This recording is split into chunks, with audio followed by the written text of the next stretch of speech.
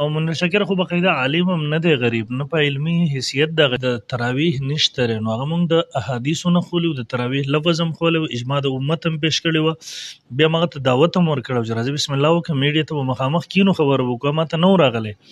بیا ستاسو د میډیا والا بعضو نیوزونو والا خبر چې دا دواړه مفتیان دي کینې، ما ورته بسم الله وکړه مخامخ یې کړه، زه به 10,000 روپۍ انعام هم درکړم. بسم الله الرحمن الرحیم. دوستانو نن را سره ډیر زیات ګران شخصیت موجود دی، مفتی ندیم المحمودي صاحب نن را سره موجود دی او دای سره به نن ډیر زیات اهم یو څو خبرې کوو. ټوله ویډیو وګورئ ان شاء الله. ډیر منیر شاکر صاحب چې کوم دی کنه هغه ډیر زیات اعتراضات کوي ستاسو په بیانات باندې یا داسې نور.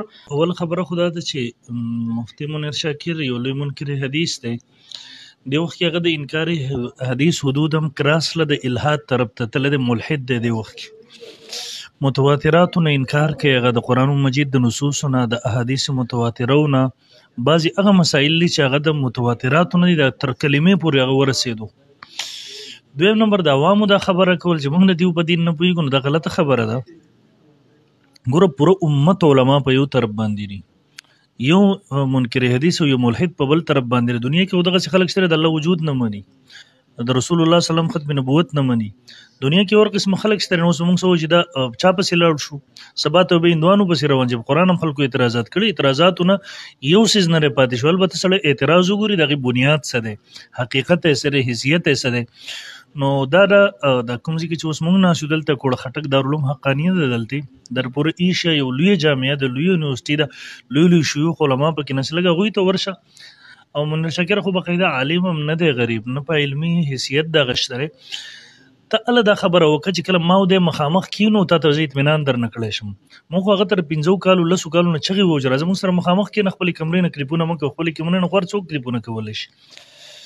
نو به هر حال سبا ته به څوک په قرآن اعتراضات کې بیا به چې موږ په چا پسې لاړ شو. البته موږ د قوم د طرف نه الحمدلله دغه فرض ادا کړی دي چې کلم دی میدان ته راوتېری په شاعر اسلام باندې، د قرآني حکم باندې، احادیث متواترو په څه باندې اعتراضات کړي دي، موږ الحمدلله میدان کې جواب ورکړی دی او دعوت هم ورکړی چې راځه میدان ته راشه موږ سره کښېنه. نو دغه خبرې اعتراضات نه دي پکار، زموږ شکریا ده که دعا راته وکړه، ستاسو حق دغه جوړېږي. بهرحال دا قسمه خبرې کول په دې سره سړی ایمان نه خلاصېږي، نو دې نه پرهیز کول پکار دي.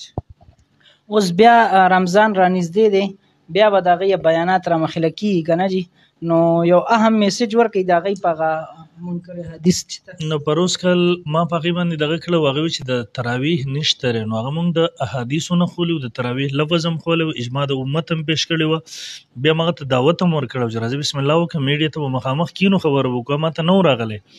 بیا ستاسو د میډیا والا بعضو نیوزونو والا خبر چې دا دواړه مفتیان دي کینې، ما ورته بسم الله وکړه مخامخ یې کړه، زه به 10,000 روپۍ انعام هم درکړم. نو دغه کلیپونه خو موږ جوابات کړي دي انشاءالله، ولې دغسې غلط فهمي به آینده نه پیدا کېږي. که مو خلکو ته چې غلط فهمي وي او زموږ کلیپونه یې نه وي کتلي، دوباره دې هغه وګوري. او ډېر خلک دي، څوک به په قرآن اعتراضات کوي، څوک به په حدیثو اعتراضات کوي. نو خو دا مطلب نه چې ستا سره علم نشته دی، تر هغې به جواب نه پوهېږي، هغه ما اوره د سره د هغې نه ځان وساته. جی دی پنجپیری دی او کنه دی ډېر خلک وایي دی پنجپیریان وایي دی زموږ پنجپیری هم نه دی، نو دی کوم مسلک سره؟ پنجپیری خو نه دی، دغه خو منکر حدیث دی، ما تاسو ته وویله.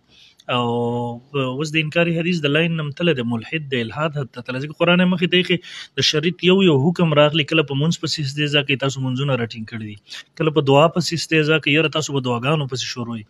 نو هغو په صریح الفاظو کې د شریعت د لوی لوی احکاماتو پسې استهزا کوي، مذاق کوي.